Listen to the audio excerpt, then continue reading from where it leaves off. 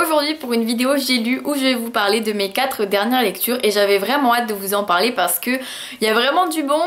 et du moins bon, mais voilà, c'est varié quoi. Je vais vous parler de Immaculée, puis de Paranoia. Ensuite, je vous parlerai du livre Les Fragiles. Et enfin, ça sera La mort est une femme comme les autres. Je commence cette vidéo en vous parlant de Immaculée de Kathleen Deadveller, publiée aux éditions Robert Laffont dans la collection R, qui est l'histoire d'une jeune fille qui se prénomme Mina, qui a 17 ans et qui tombe enceinte alors qu'elle a un copain depuis 2 ans et elle n'a jamais rien fait avec lui, donc il n'y a vraiment aucune chance que ce soit lui le père, et donc cette histoire est totalement étrange et va la mener dans une aventure étrange parce que du coup il y a l'aspect où la famille, comment avouer à sa famille qu'on est dans une situation totalement hors du commun, comment les gens vont réagir, et c'est vraiment un livre qui est basé sur ça, mais c'est aussi basé sur le mystère du qu'est-ce que ce bébé fait dans le ventre de Mina si elle n'a vraiment jamais couché avec personne. Et du coup voilà, c'est toute l'intrigue de l'histoire, donc c'est vrai qu'au niveau des idées c'est vraiment addictif, tout simplement parce qu'on a envie de savoir comment vont réagir ses parents, sa petite sœur, ses meilleurs amis, son copain évidemment, et aussi les gens du lycée, parce que vous vous en doutez, être enceinte à 17 ans et être au lycée tous les jours avec un ventre qui s'arrondit de plus en plus, c'est assez unique on va dire comme situation, mais en plus quand on se dit vierge c'est d'autant plus bizarre, et bien sûr il va y avoir le côté du harcèlement qui va commencer parce que les gens qui ne la croient pas vont forcément se dire que c'est une menteuse, et bien sûr du coup ça va faire que il y a plusieurs intrigues qui vont se poser à nous. Bref, au niveau de l'intrigue et du côté addictif du livre, pour ça je ne dis pas c'était vraiment génial, mais ce livre n'a pas du tout su me plaire au maximum, on va dire, tout simplement parce que Mina était un personnage que j'ai trouvé absolument détestable. De la première page à la 300e page, je l'ai détestée totalement, tout simplement parce que déjà elle se prend tellement pour un messie, même si voilà elle fait ce qu'elle veut, mais bon quand on lit ça on a juste envie de lui donner des claques parce que c'est bon quoi, t'es pas la deuxième Marie ou la deuxième maman du fils de Dieu, enfin il y avait des choses un petit peu trop surréaliste pour qu'on puisse y croire, se dire qu'une fille à 17 ans peut soudainement être super heureuse d'être maman parce qu'elle se dit waouh mon fils il va avoir plein de choses à accomplir, c'est le prochain messie d'une nouvelle religion. C'était vraiment trop pour moi et du coup je ne l'aimais pas vraiment. En plus je trouvais que voilà elle était assez indifférente face à tout ça, alors qu'au début elle est décrite comme la petite fille qui a une vie parfaite, puis soudainement il lui arrive ça et puis comme par hasard elle s'en sort très bien, tout va bien, sa vie est bien, enfin bref des trucs vraiment beaucoup trop poussés je trouve et qui sont vraiment trop impossibles à mes yeux. Et en plus de ça, j'ai trouvé que dans ce livre il y avait énormément de clichés, surtout au début, des vrais clichés bien sexistes en plus parfois, où on est là on se dit mais on est au 21e siècle ou bien, parce que vraiment j'ai trouvé que c'était dommage que dans un livre young adulte que des jeunes vont lire, des jeunes de votre âge, de mon âge,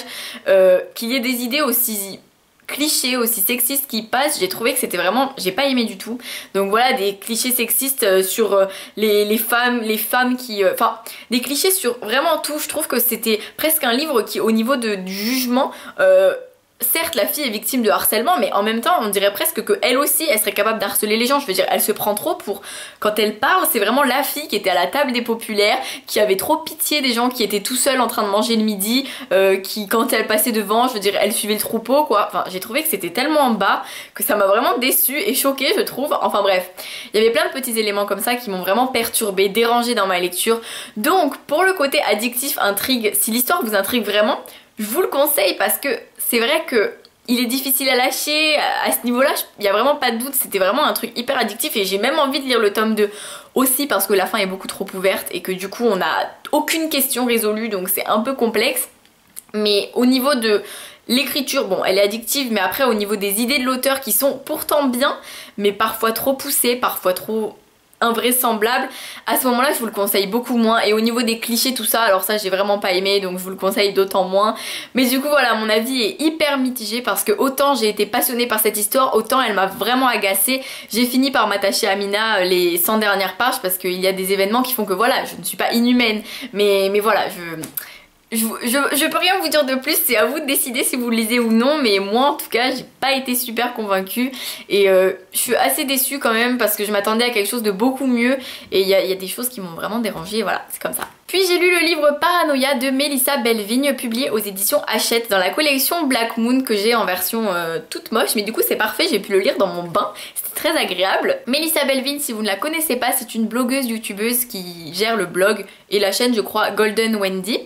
Donc je ne la connaissais pas du tout en tant que blogueuse ou youtubeuse, donc je l'ai vraiment jugée en tant qu'écrivain en premier, en tant qu'écrivain toute nouvelle qui écrit son premier roman, et du coup je me suis plongée dans cette histoire où nous suivons Lisa, une psychiatre très renommée qui est souvent appelée dans les cas vraiment urgents, les cas presque impossibles à traiter, que les psychologues normaux n'arrivent pas à traiter, et du coup elle va rencontrer Judy, une femme qui est internée pour paranoïa, schizophrénie, troubles anxieux, etc. Et du coup Lisa va essayer de faire en sorte que Judy se confie à elle, et de là on va découvrir une histoire assez étrange où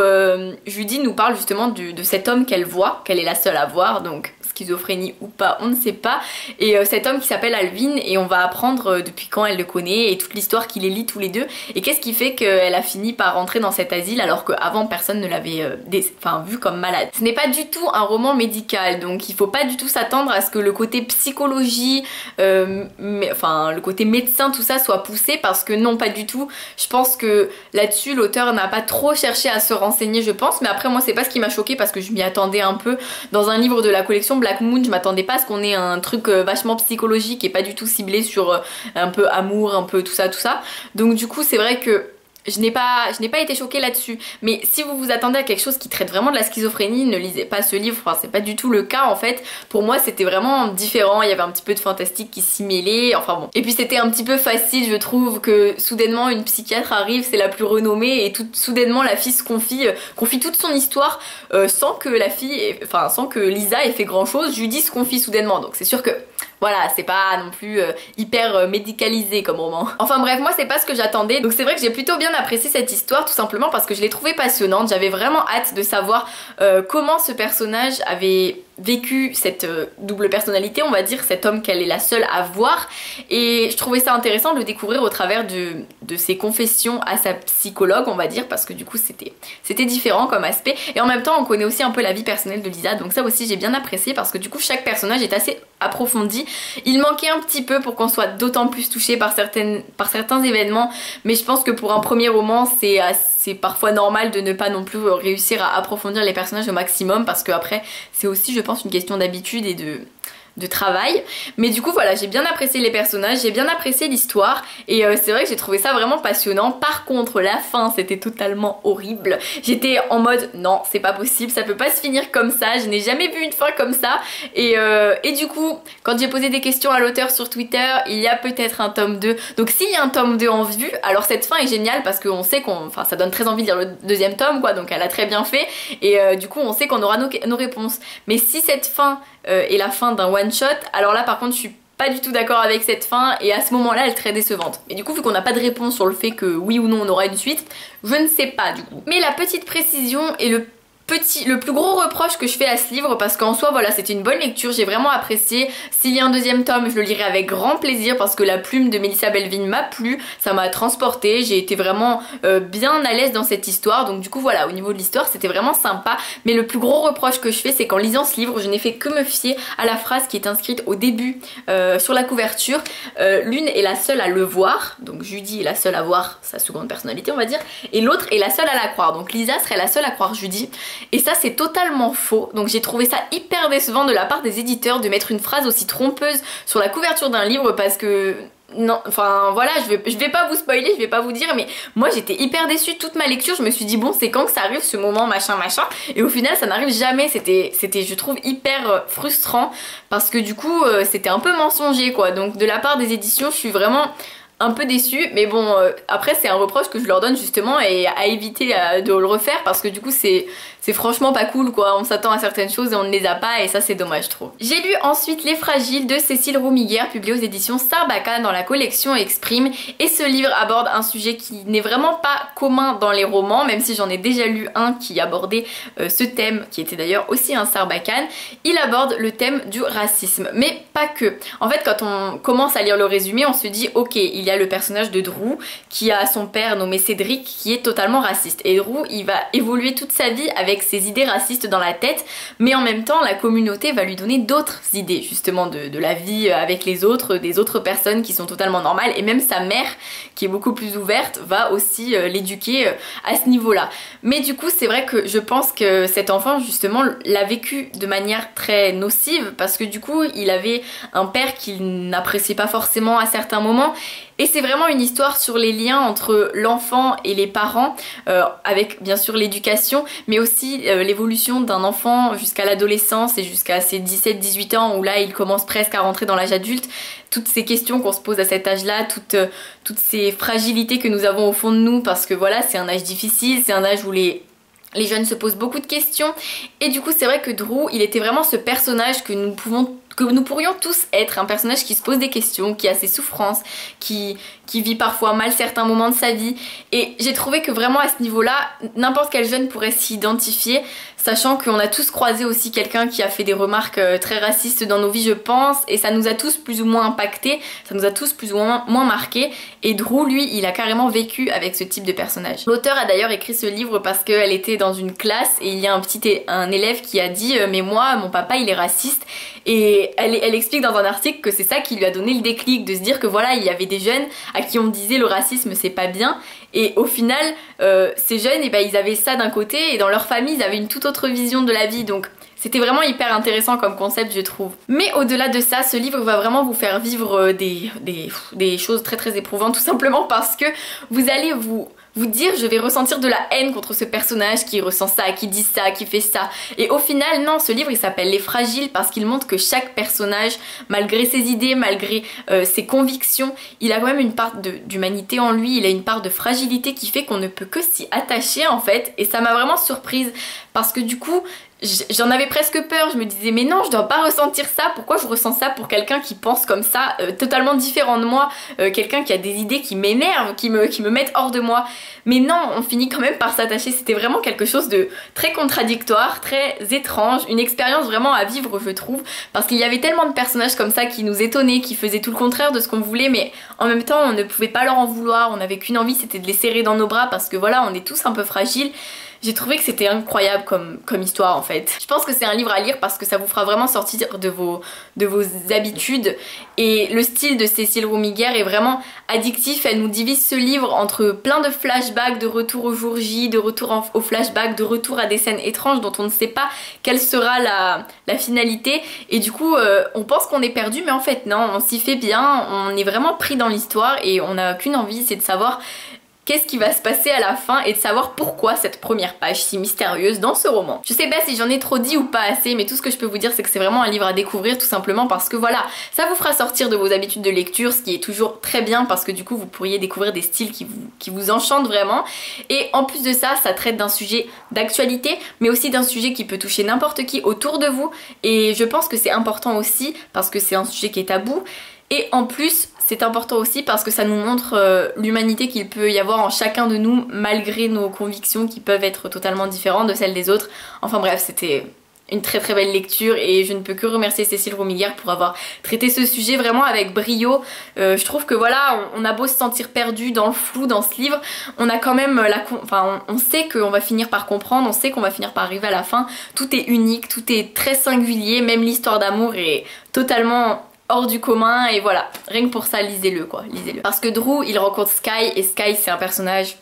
totalement extraordinaire. Et enfin j'ai lu La mort est une femme comme les autres de Marie Pavlenko, publié aux éditions Pygmalion. Marie Pavlenko, je la connaissais parce qu'elle a sorti une saga qui a d'abord été publiée chez Scrineo, ensuite chez Pocket Jeunesse, et du coup je l'avais vue à une conférence au salon du livre il y a fort longtemps, 2 ou 3 ans je pense. Donc c'est comme ça que je l'ai connue, mais je ne savais pas du tout quel était son style.